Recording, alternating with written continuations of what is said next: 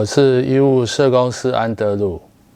在我的身心障碍鉴定2阶门诊中，大多数的长辈都有听力障碍或者是失智的问题来做鉴定。听力障碍是一个令人困扰的一个问题，但是不是长辈的听力受损的朋友比较少，可能是我处的县市在听障的年龄分布上面有所不同吧。不过在迪卡上面有不少人讨论听力受损的问题，我会分几集来做说明。以下是我社工师个人的观点，提供参考。虽然有的时候我们做社工的看法跟医生或者听力师的看法不一定相同，但是提供您做另一方面的参考。有关医疗的资讯讯息的部分，还是跟您的医师或听力师询问。喜欢请订阅、按赞、开启小铃铛，分享给有需要的朋友。我们开始吧。如果没有新生儿听力筛检，先天性的听障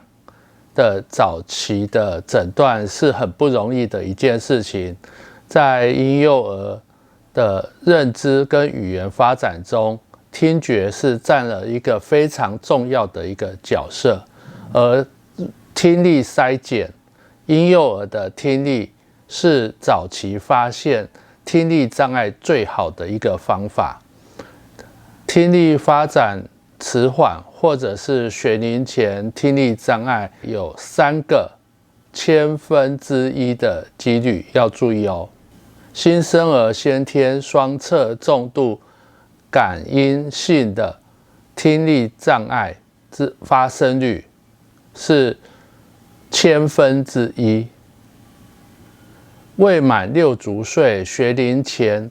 儿童罹患轻度或中度的听力障碍约有2/1000。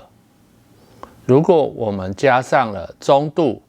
轻度或者是单侧的听力障碍，发生率就高达了3/1000。前面我们先科普一个知识，如果你是从事早疗的社工人员，这个是一个很基本的医学常识，就是在婴儿出生后，需要经过许多的感官刺激来增加细胞的活化，不然有些细胞就会转成其他的功能。例如我们常听到先天失明的朋友听力很好，为什么他会听力很好？就是视力的细胞被听力抢去用了。有些人即使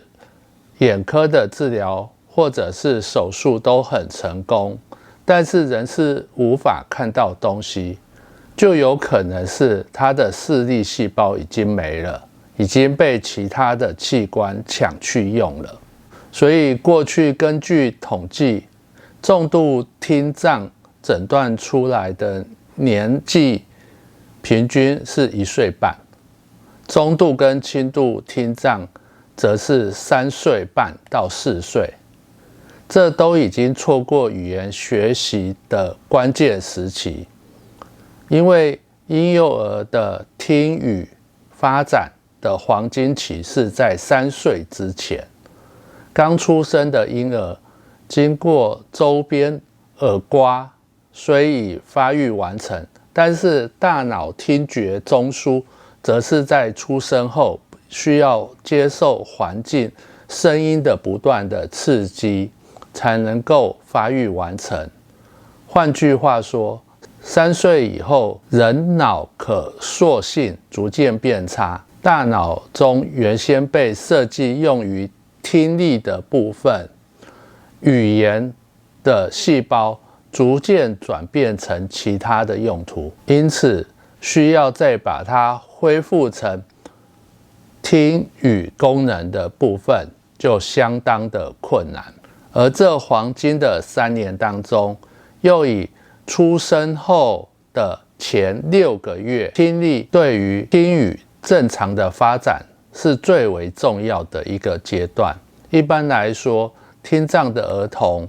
若是在6个月前给予诊断治疗，对于以后的正常说话、口语的言语的发展是非常重要的。对于儿童来讲，他的语言跟身心方面都可以达到一个正常发展的程度。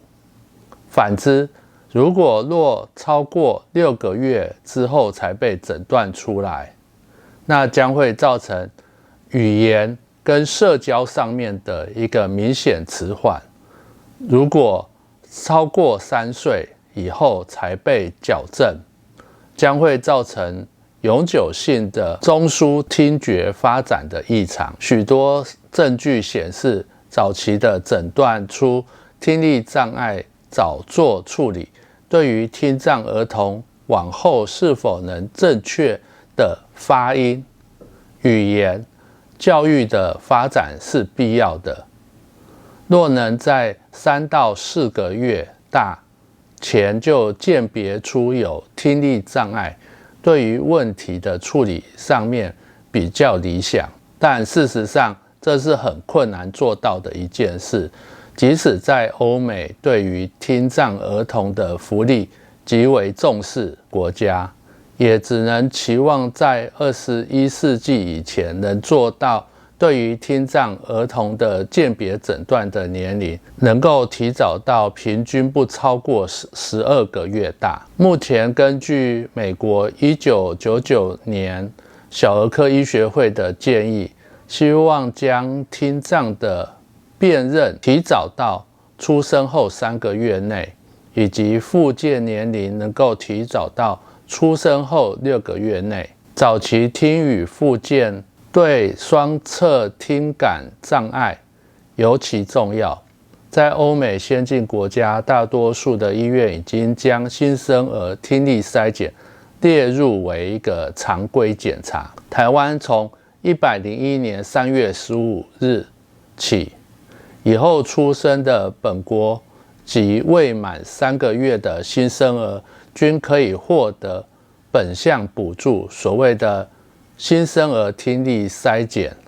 是从出生后的24到60小时，即可与卫生福利部国民健康署合作的医疗医院做听力初步的筛检。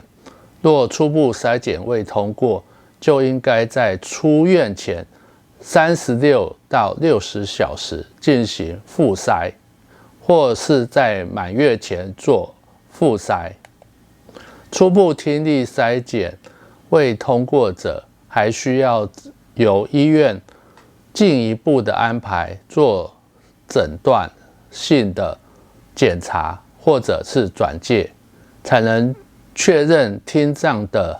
诊断种类、严重程度，依据个别的状况，建议是否佩戴助听器、人工电子耳等辅具，以及进行听语疗愈。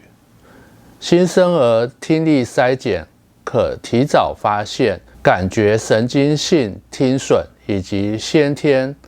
传导性听损。3个月确诊，6个月大以前开始疗愈，